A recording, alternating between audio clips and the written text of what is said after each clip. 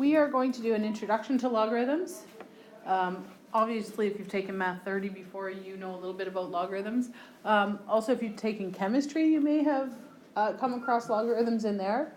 Although your chemistry teacher may not have really explained what a logarithm is, just kind of gave you an equation and you had to press the log button on your calculator.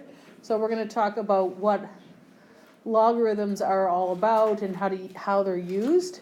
The first thing we're going to do, though, is label the components of log base b of a equals e, and a equals b to the power of e.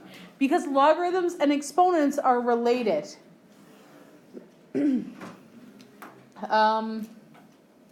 So these words down here, base, argument, and result, are all part of the log, and base, exponent, and result are all part of the power.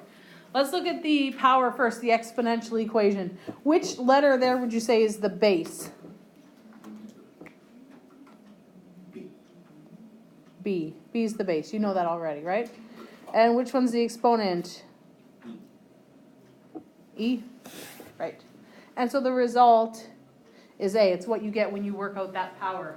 B to the power of E. The result is A. In the logarithm, the base is also B. The result here is E, and the argument is A.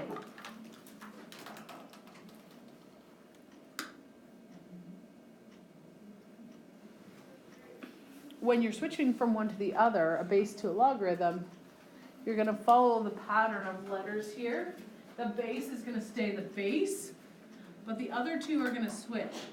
So when you go from a logarithm to an exponent, the argument here, A, is going to become the result, and the result is going to become the exponent. So base is still the base, but the other two switch. So if we had one like this, let me think for a second. Log base 4 of 16 equals 2, and we want to switch that into an exponent. The base will stay the base. So the base is going to be 4, but it'll be 4 to the power of not 16, but 2, because these two switch and you get rid of the logs. So 4 to the power of 2 is equal to 16. Log base 4 of 16 is equal to 2. 4 to the power of 2 is equal to 16. Both of those are true statements, and we use the pattern of where the A, B's, and E's go to switch from one to the other. We use logarithms for a few different things, and one of them is for solving exponential equations when we can't get a common base. And we're going to see that a little bit later on within the next couple of days. We also use logarithms sometimes when we're looking at exponential growth or decay, or you see things in nature and in science following a logarithmic pattern. Sometimes we'll talk about those as well. But right now it's just kind of getting used to the idea of using a logarithm. We're going to evaluate these logarithms. And I'm going to show you two different ways to do it. I'll show you how to do it on your calculator, and I'll also show you how to do it without your calculator. So we'll do the without the calculator first. And what I'm going to do is put a result in there. Log base 2 of 1 equals, I don't know the result, so I'm going to call it x. Because if I do that and put a result in there, then I can now switch it to exponential form, and I already know how to solve exponential equations.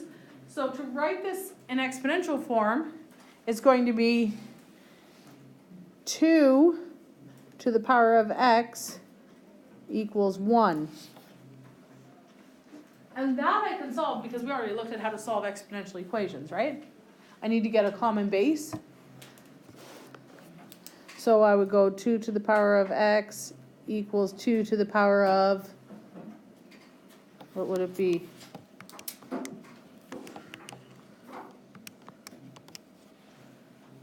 0. 1 is 2 to the power of 0, if I get a common base. And then we can say x equals 0, which means that the log base 2 of 1 is equal to 0. If we want to do this log base 2 of 4, you can use your calculator.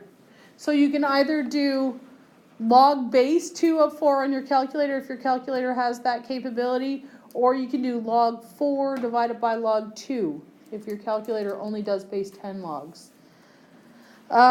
If I want to do it algebraically, I'm going to do the same thing as before. Enter a result of x and then switch it to exponential form. 2 to the power of x is equal to 4. So what's x equal to? 2. Get a common base. 2 to the power of x is equal to 2 to the power of 2. X is equal to 2. So log base 2 of 4 is equal to 2. And then the third one here does not have a base. And I already mentioned, if it doesn't have a base, what is the base? 10. So this is log base 10 of 10. You just can't see the 10 there. The same as, if we have an exponent of 1, it doesn't show up. If you have an index of 2 on a radical, it doesn't show up. If you have a base of 10 on a logarithm, it doesn't show up. It's just because it's the most common one, and so you don't bother writing it in there. It's just assumed that it's there. So if I do this the same way, make it equal to x, 10 to the power of x is equal to 10, so x equals 1. Some other things that you might need to do: express each equation in exponential form. Log base 2 of y equals x. What would that be written as an exponent? 2 to the power of x equals y.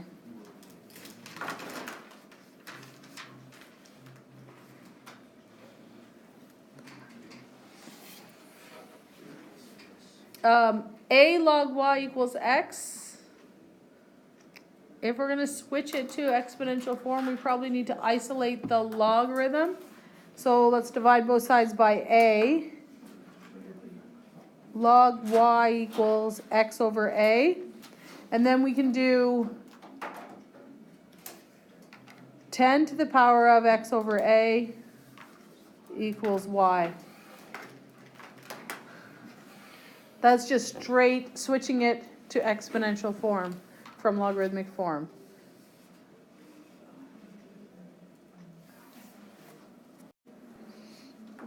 One last little thing: express each equation in logarithmic form. So we're going the other way, starting as an exponent, switching to a log. So we'll go log, base stays base, so it's log base x of y is equal to 2.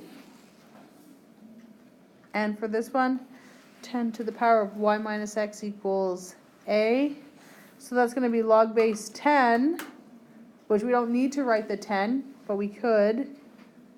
Log base 10 of a equals y minus x. But like I said, that 10 does not need to be there, so you could just go log a equals y minus x.